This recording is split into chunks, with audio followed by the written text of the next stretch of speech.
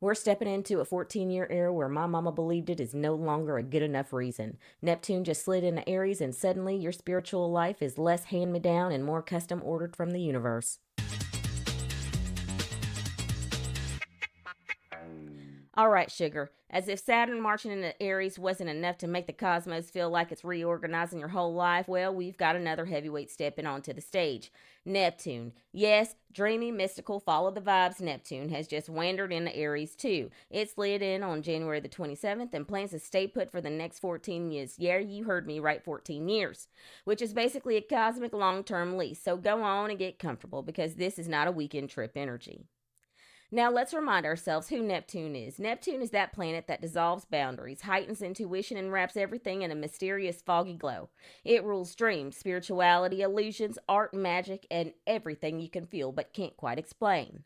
Neptune is that friend who hands you essential oils, pulls tarot cards, and says, I don't know why, but I just feel it. Neptune's been in Pisces since 2011, its home sign, which has kept us collectively swimming in spiritual awakenings, empathy, intuition, and yes, sometimes a little delusion if we weren't careful. Collectively, we've had a global rise in mysticism, seen everybody and their dog getting into meditation, experienced a whole lot of blurred boundaries, and witnessed a widespread and follow your intuition, babe vibes. At the same time, we've also seen escapism, addiction patterns surfacing, martyrdom, and emotional fog thick enough to butter biscuits.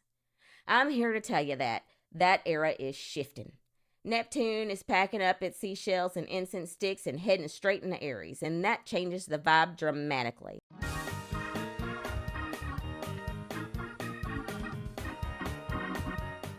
You see, Neptune in Aries is not soft, floaty spirituality. This is spirituality independence. This is spiritual fire. This is don't tell me what to believe, I'll find out myself. Neptune in Aries says find your own relationship with the divine, fight for your spiritual freedom, stop dreaming without action. You can do it, put your back into it, and basically be a spiritual warrior, not a spiritual sponge. And if you want a little bit of historical tea, the last time Neptune was in Aries was 1861 to 1875, a period marked by the American Civil War, abolition, Reconstruction, collective fights for moral and spiritual independence, and the birth of new spiritual movements rising from tension and transformation. In other words, this transit ain't coming in quietly.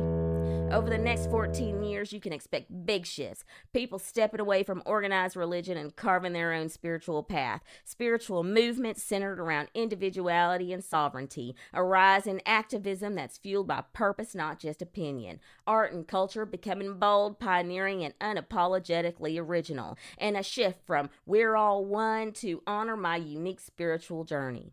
Woo, now that's a lot. Now, what does all this mean for you personally? It means that this is your invitation to get real honest with yourself. What do you actually believe? Not what you were taught, not what your family thinks, and not what your friends repost. Where have you been spiritually passive, not just nodding and going along because it's easier? What would your spiritual life look like if you built it from scratch today? And which dreams are you ready to take from fantasy to action? Neptune and Aries lands differently depending on your rising sign, too. In your first house, Aries rising, your whole identity gets infused with spiritual purpose. Fourth house, Cancer rising, your roots and family story become your spiritual classroom. In the seventh house, Libra rising, relationships become the battleground for spiritual truth. You learn through conflict and connection. And in the 10th house, Capricorn rising, your career becomes your mission. Your work becomes an expression of your soul. But here's the biggest takeaway. You do not have to figure all of this out right now. This is a 14-year odyssey. The first step is simply asking the question. Neptune and Aries rewards the brave, not the perfect. Now, all right, y'all. We've talked Saturn, we've talked Neptune, and now it's time to talk about the part of February that's going to make everybody feel like they just walked into a Nicholas Sparks novel dipped in holy water.